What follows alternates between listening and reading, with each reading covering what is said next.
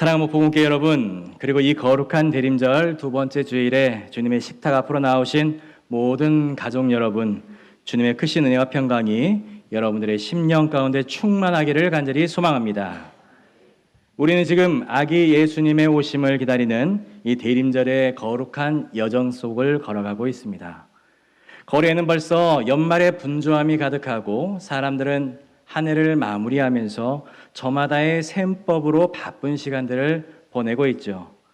여러분, 밥을 어떻게 먹어야 되겠습니까? 맛있게 먹어야 되겠죠. 노는 것도 재미있게 놀아야 되고, 학생들도 공부를 그리고 열심히 해야 하고, 직장인들은 일을 즐겁게 해야 됩니다. 이처럼 세상의 모든 일들은 저마다의 목적과 그리고 방법이라는 것이 있습니다. 그렇다면 여러분, 우리가 예수를 어떻게 믿어야 될까요? 혹시 여러분들 중에 예수 믿는 것이 힘들다, 고달프다라고 생각되시는 분들 계십니까? 주일 아침에 눈을 떠는 것이 너무나도 무겁고 교회에 나와서 봉사하는 것이 노동처럼 느껴지고 신앙생활이 마치 무거운 짐을 지고 언덕을 오르는 고행처럼 느껴진다면 우리는 오늘 이 시간 우리의 신앙을 근본적으로 되돌아봐야 할 것입니다. 여러분, 참으로 안타까운 것은 너무나도 많은 성도들이 예수님을 믿는 것을 고단한 의무로 착각하면서 신앙생활을 하고 있다는 거예요. 그런데 여러분, 단언컨대 예수님을 신앙하는 것은 고통이 아니라 행복이라는 사실을 믿으시기 바랍니다. 예수 믿고 사는 삶이 힘들다면, 그리고 괴롭다면 그것은 무엇인가 가장 중요한 단추가 잘못 끼워져 있는 것입니다. 하나님께 예배하는 이 한 시간이 일주일 중에 가장 고단한 시간이 아니라 내 영혼이 숨을 쉬고 내 짐이 벗겨지며 하늘의 기쁨을 맛보는 최고의 축제의 시간이 될 줄로 믿습니다. 그런 의미에서 우리 옆 사람에게 인사하겠습니다. 지금 이 시간이 당신에게 최고로 기쁜 시간입니다 하고요. 그렇습니다. 우리가 하나님을 만나는 이 시간이 여러분들의 삶 속에 가장 귀하고 행복하고 최고의 시간임을 믿으시기 바랍니다. 우리가 흔히 행복의 조건이라는 것을 바깥에서, 외부에서 찾으려고 합니다. 돈이 조금만 더 있었으면 좋겠다, 행복하겠다. 지위가 좀 더 높았으면 행복하겠다. 환경이 조금만 더 나아졌으면 행복하겠다라고 말을 하죠. 하지만 여러분, 성경에서는요, 행복이라는 것이 우리가 놓여진 상황에 있는 것이 아니라 우리 이 심령 안에 있다라고 말을 하고 있습니다. 여러분, 이것이 바로 복음의 핵심인데요. 우리의 삶을 지배하는 행복의 근원이라는 것이 바깥에서 오는 것이 아니라 우리 안에 계신 그리스도 예수에게서 나온다는 사실입니다. 여러분, 헬렌 켈러라는 사람 아시죠? 그녀는 보지 못했고 듣지 못했고 그리고 말하지도 못했던 삼중고의 감옥 속에 갇혀서 살았습니다. 인간적으로 볼 때에 그녀는 불행의 조건을 모두 완벽하게 갖춘 사람이었습니다. 그런데 그녀가 죽음을 앞두고 자신의 인생을 회고하면서 이렇게 이야기를 했다고 해요. 나는 아름다운 인생을 살았다. 내 인생에서 행복하지 않은 날은 단 하루도 없었다라고 말입니다. 반면에 온 세상을 발 아래에 두고 호령하던 이 정복자 나폴레옹은 뭐라고 말했는지 아십니까? 내 인생에 내가 기억할 수 있는 진정으로 행복한 날은 엿새밖에 없었다라고 말하고 있습니다. 여러분, 이 두 사람이 지금 무엇을 말해주고 있습니까? 행복이라는 것이 환경이나 조건의 산물이 아니라는 것이죠. 행복은 우리 마음속에 누가 있느냐에 따라서 달라진다는 것입니다. 소유의 많고 적음이 아니라 나의 몸의 건강의 유무가 아니라 존재의 변화가 행복을 결정한다는 것입니다. 사랑하는 성도 여러분, 우리는 예수 그리스도를 영접한 사람들입니다.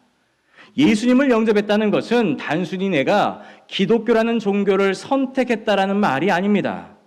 우주의 창조주이신 하나님의 영, 그 성령님께서 내 안에다가 거처를 정하셨다라는 거예요. 성령님께서 우리의 마음을 다스리시게 되면 환경을 초월하는 감사가 터져나올 수밖에 없고 상황을 압도하는 기쁨이 샘솟을 수밖에 없다라는 것입니다. 그래서 갈라디아서 5장 22절로 23절의 말씀을 보게 되면 성령이 맺게 되는 9가지의 열매가 나오는데요. 같이 한번 읽어보도록 하겠습니다. 오직 성령의 열매는 사랑과 희락과 화평과 오랜 참음과 자비와 양성과 충성과 온유와 절제니. 아멘. 여러분, 이 성령의 9가지 열매라는 것이 우리가 처해져 있는 환경이 좋아서 열매 맺는 것이 아니라는 거예요. 내 안에 계신 예수 그리스도로 말미암아 맺힐 수 있는 생명의 열매라는 것입니다. 그러므로 예수 믿는 사람들은 반드시 행복할 수밖에 없습니다. 사랑과 희락과 화평과 오래 참음과 자비와 양성과 충성과 온유와 절제가 있는 사람이 어찌 화를 내고 미워하며 사랑이 없을 수가 있겠습니까? 어찌 화평이 없을 수가 있겠습니까? 그러므로 예수 믿는 사람은 반드시 행복할 수밖에 없다라는 것이죠. 예수를 믿는데 행복하지 않은 것은 잘못 믿고 있다라는 것입니다. 그러므로 오늘 이 예배가 여러분들의 잃어버린 행복을 되찾는 회복의 시간이 되길 소망합니다. 얼마 전에 피택된 항존직 한 분이 열정 가득한 눈빛으로 저에게 와서 이렇게 물었습니다. 목사님, 제가 이제 직분을 받았으니까 하나님의 일을 좀 제대로 해보고 싶습니다. 제가 무엇을 해야 할까요? 라고 말입니다. 참 귀한 말씀입니다. 그 마음이 얼마나 이쁜지 모릅니다. 하나님께서 함께하여 주셨으니 이젠 제가 이 직분을 받았으니까 하나님의 일을 하고 싶습니다. 라고 말입니다. 그런데 여러분, 우리가 여기에서 잠시 멈춰서서 예수님께서 하나님의 일이라는 것이 무엇인지를 말해주는 것을 알아봐야 할 필요가 있습니다. 우리가 흔히 하나님의 일이라고 생각을 한다면 바로 이렇게 생각을 하죠. 교회 건축을 하는데 내가 어떠한 보탬이 될 수 있을까? 전도도 열심히 해야겠다. 힘들게 일하는 주방에서 내가 한번 섬겨보겠다. 등등 이러한 동적인 활동들을 생각하게 됩니다. 그런데 여러분, 오늘 본문 말씀인 요한복음 6장의 내용을 보게 되면 예수님을 찾아왔던 무리들이 하는 질문과 예수님이 그들에게 해주시는 대답을 한번 볼 필요가 있습니다. 그들이 묻습니다. 우리가 어떻게 하여야 하나님의 일을 하오리까? 그들의 관심은요, 행함에 있었다는 것이죠. 오로지 율법적인 사고방식을 가지고 무엇인가 업적을 쌓아야지만이 하나님이 기뻐하실 것이라고 생각을 하고 있었다는 것입니다. 그런데 우리 주님께서 그들의 기대와는 다르게 뜻밖의 말씀을 해주십니다. 하나님께서 보내신 일을 믿는 것이 하나님의 일이니라. 예수님은 무엇을 하는 것이 아니라 믿는 것이 곧 하나님의 일이라고 말씀하셨습니다. 이것은 우리가 생각하는 신앙생활의 정의를 완전히 바꾸는 선언이죠. 봉사보다 앞서는 것, 헌금보다 중요한 것, 그 어떤 사역보다도 본질적인 하나님의 일이라는 것은 바로 예수 그리스도를 올바로 정직하게 그리고 신실하게 믿는 것이 바로 하나님의 일이라는 것입니다. 여러분, 왜 믿는 것이 일이 될까요? 그까짓 거 그냥 믿으면 되지. 그런데 말처럼 쉽지가 않습니다. 그 이유는 우리의 내 속에 있는 죄된 본성은 끊임없이 하나님을 의심하고 내 힘으로 살려고 발버둥치기 때문에 내 자아를 내려놓고 보이지 않는 하나님을 신뢰한다는 것이 얼마나 큰 영적인 전쟁인지 모른다는 거죠. 그러므로 우리가 무엇인가를 더 하려고 애쓰기보다 예수를 잘 믿는 것에 승부를 거시기 바랍니다. 내 열심이 앞서게 되면 쉽게 지칠 수밖에 없지만 우리의 믿음이 앞서게 되면 예수님께서 그 일을 넉넉히 감당할 새 힘을 주시는 줄 믿으시기 바랍니다. 눈에 보이는 봉사와 일보다 주님을 온전히 신뢰하는 그 거룩한 싸움에서 승리할 수 있는 저와 여러분들이 되길 간절히 소망합니다. 많은 현대인들이 이렇게 생각을 합니다. 내가 열심히 살았는데 왜 행복하지 않는 것일까? 내가 얼마나 도대체 일을 해야지만이 내 삶이 행복해질 수가 있을까? 여러분, 이 질문은요, 비단 우리뿐만이 아니라 이 사회가 가지고 있는 문제적인 질문입니다. 왜냐하면 세상의 일이라는 것이 되게 나를 위한 일로 끝나버리기 때문에 그렇죠. 그런데 예수님을 믿는 이 하나님의 일이라는 것은 우리에게 새로운 존재와 새로운 목적을 주시기 때문에, 그리고 그에 대한 일을 할 수 있는 동력을 허락해 주신다는 것이죠.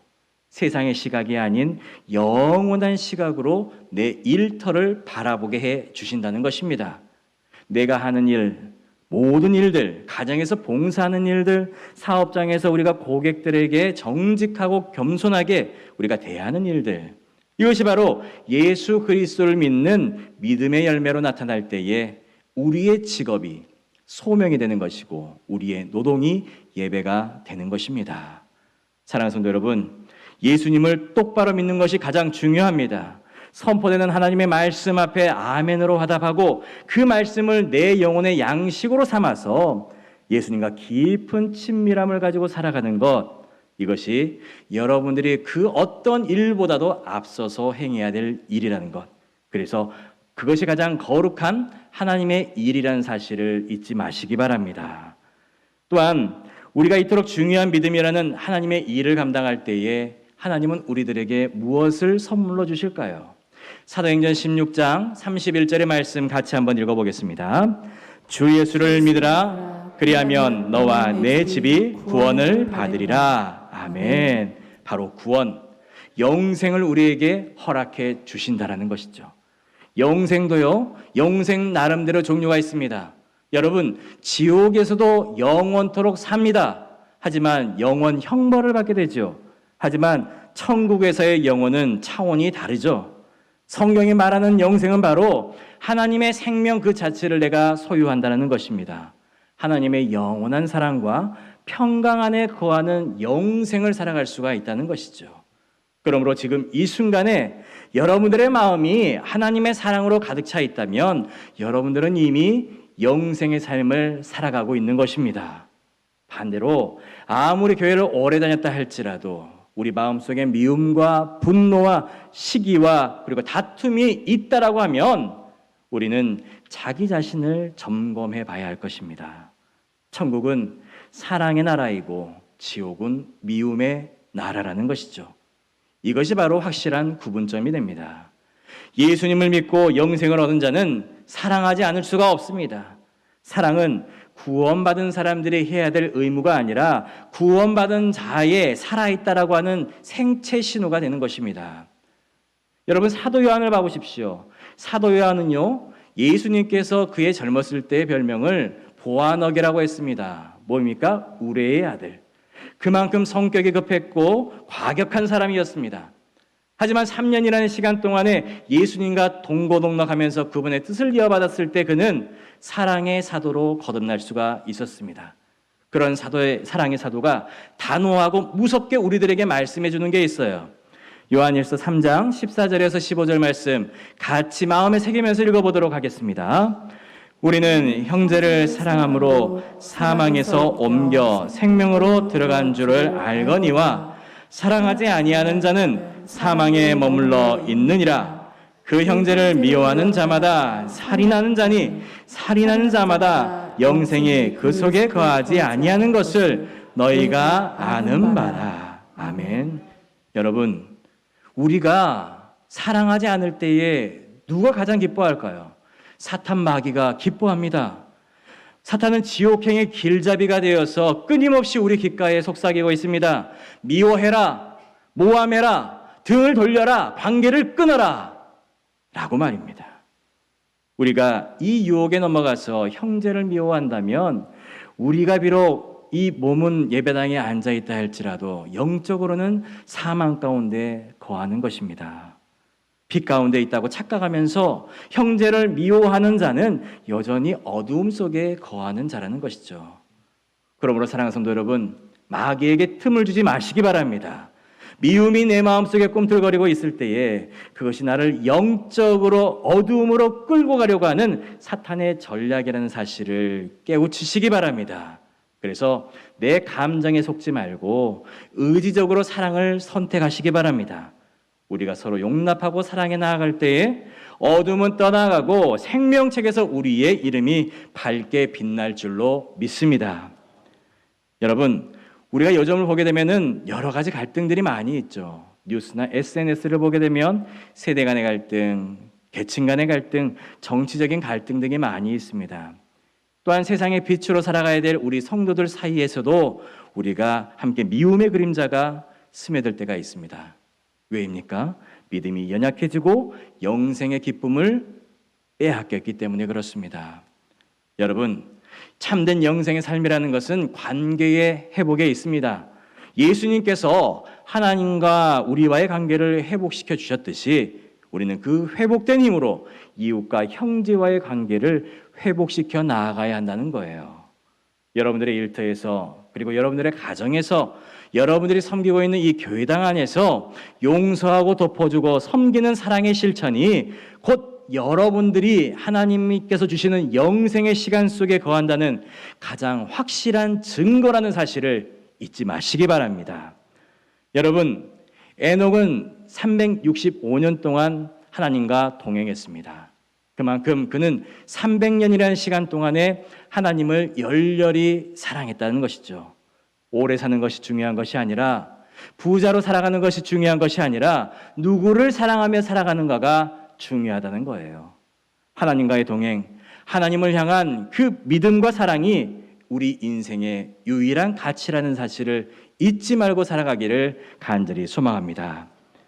가장 위대한 하나님의 일은요, 여러분 자신이 예수님 안에서 행복해지는 일입니다. 그리고 행복해진 여러분들이 그 행복을 다른 사람들에게 흘려보내는 사랑의 통로가 되는 것입니다.